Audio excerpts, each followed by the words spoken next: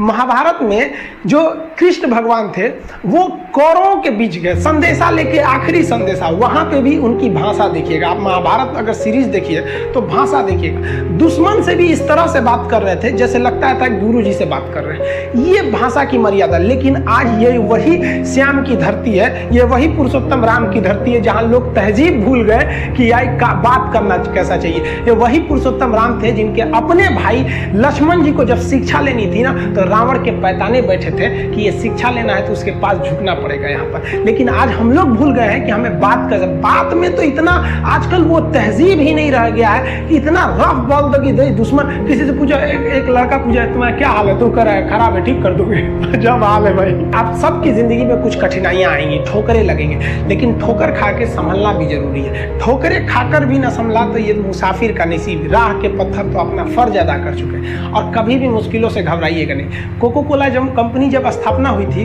तो एक साल में केवल इसके 25 बोतल बिके थे।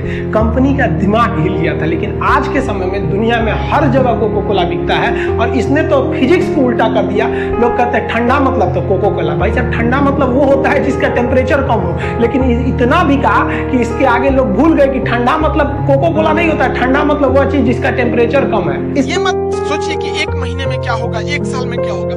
आप ये सोचिए कि अभी जो 24 घंटा आपके पास, इसमें आप क्या कर सकते हैं इस 24 घंटे के अंदर अंदर। क्योंकि कुछ पाने के लिए कुछ खोना नहीं बल्कि कुछ करना पड़ता है। इस समाज का एक दस्तूर है कि आप कब सही थे ये कोई याद नहीं रखेगा, लेकिन आप गलत कब थे ये कोई भूलेगा ही नहीं। तो इस दस्तूर है, ये सबके साथ होता है, इसे लेकर चलना है। समाज की जब दर्द और कड़वी बात जब ये दोनों सहन होने लगे आपसे तो समझ जाइएगा आप जीना सीख गए। हम भी कभी कभी महिलाओं को, लड़कियों को कुछ कुछ बोल देते हैं, आप बुरा नहीं मानेंगे। देखिए क्लास की भी जो लड़की रहती है वो भी समझती है।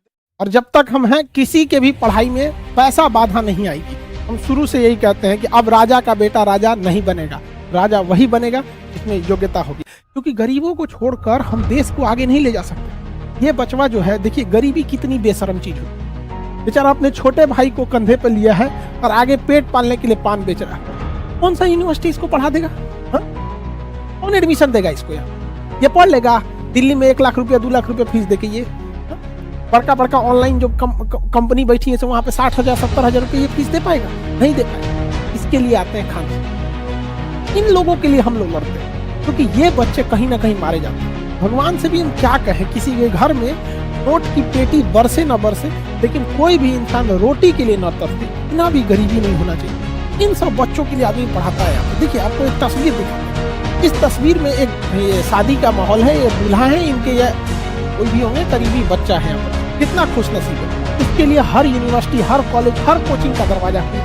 लेकिन इसी की शादी में ये महिला को देखिए, ये लाइट लेके घूम रही है, अपने सर पे लाइट लेके जा रही है। और इस महिला का संघर्ष देखिए, इसके एक छोटे से बच्चे को गोद में ले रखा है। अब इसका जीवन का संघर्ष देखिए, छोटे से बच्चे को गोद ले रखा है। इसका ये भी एक बच्चा है, एक इसका नसीब भी है, और ये भी एक बच्चा है, इसका नसीब है। इसको सारा जगह दरवाजे खुले, इसके लिए बंद रहेंगे दरवाजे। लेकिन याद रखिएगा, खान अभी जिंदा है, तब दरवाजे बंद हो जाएंगे, फिर भी हम इनके लिए लड़ते रहेंगे। इस बच्चे को भी पढ़ाएगा इंसान।